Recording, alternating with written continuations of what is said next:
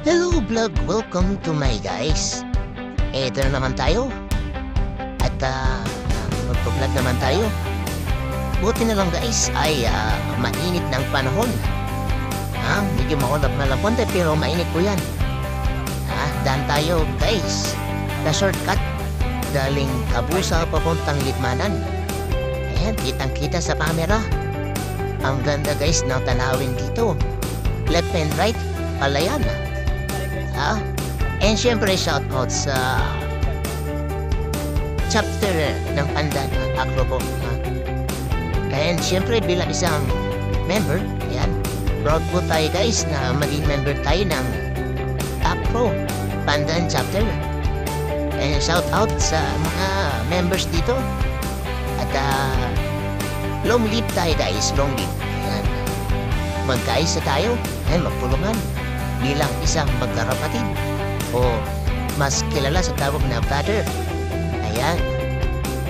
Yan. Siyempre shoutout din sa mga kapwa motovloggers natin na nandyan sa harap ng sanitarium. Si Sir, kahapon na-meet na rin siya. Ang vlogger na tinutuwa ko ay si Edgar Arnoco. Ayan. Dambus Entertainment ang kanyang sa Facebook. Ayan, supportahan natin ang kaibigan natin dyan. Supportahan natin ang bawat isang vlogger. Ayan.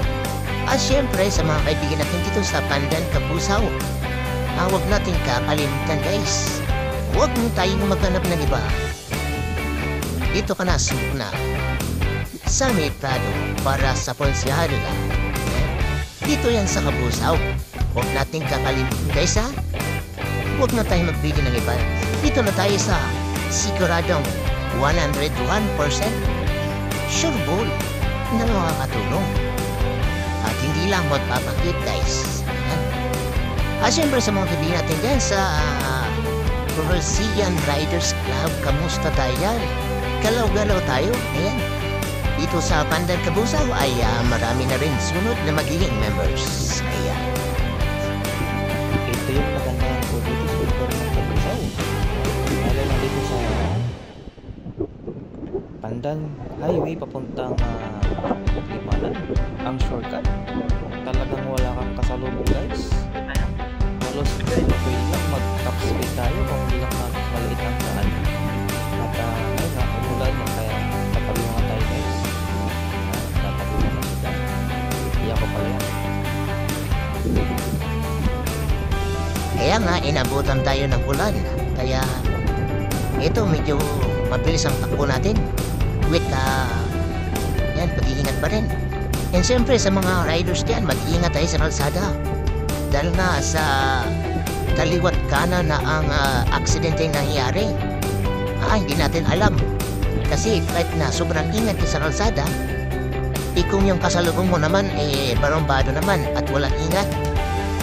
Yung basta-bastang overtake na lamang. Kagaya na lamang po sa nangyaring aksidente dito sa highway ng Kabusaw, Sipokot Highway. Ayan, isa pong kotse ang 3 times na umikot nang dahil lamang sa pag-ingat or ayun yung pagdaing yung kasalubong na nagtitinda ng anuman po yan, ayan. Ay kanyang natamaan yung gilid. Ay halos nawala ng kontrol ang kanyang sasakyan.